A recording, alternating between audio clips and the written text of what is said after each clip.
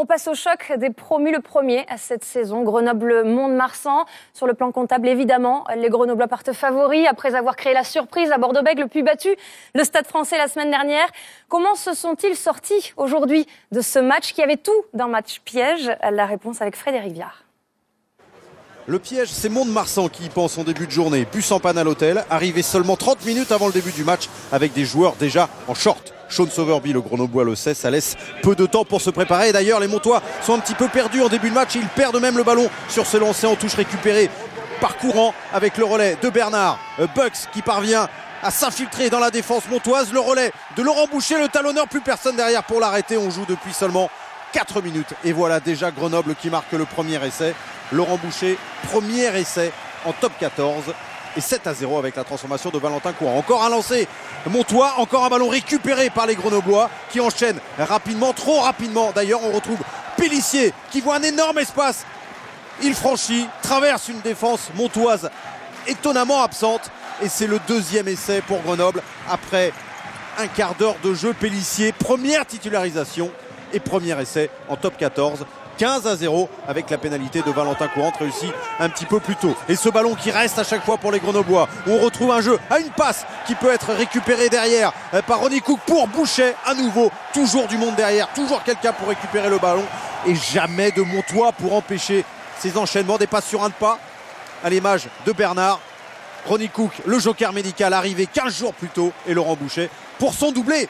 Donc au stade Lesdiguières, ça fait déjà 24-0 après 19 minutes de jeu et ça n'est pas terminé pour Stéphane Prosper, l'un des entraîneurs montois, puisqu'il y a un carton jaune derrière Rico, plaquage cathédrale sur Ronnie Cook et on se retrouve à 14 contre 15.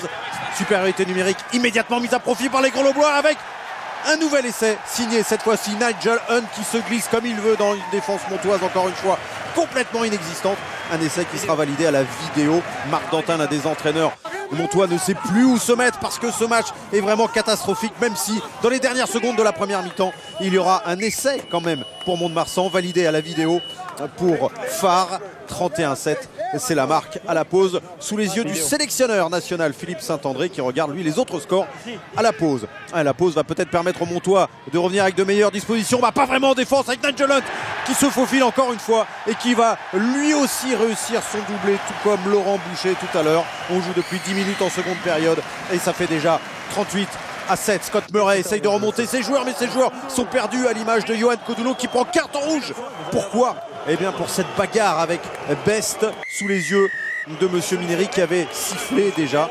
14 contre 15, pas de quoi pavoiser du côté de Grenoble parce qu'on sait que ce match maintenant est gagné. Il reste à savoir combien d'essais marqués, qui peut encore marquer. Eh bien Toucoulette par exemple, l'arrière international argentin, premier essai, lui aussi, 70e minute, 45-7, essai validé à la vidéo.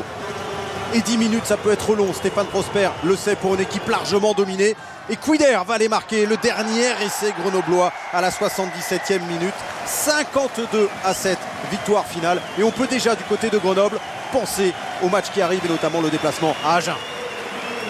On va bien récupérer. La semaine prochaine, il y a encore un beau challenge pour nous. Et il faut qu'on aille avec notre état d'esprit, la manière dont on joue, cette solidarité, ce collectif que l'on a. Et puis cette envie d'aller remporter tous les matchs, notamment celui-ci qui arrive. Donc avec le même état.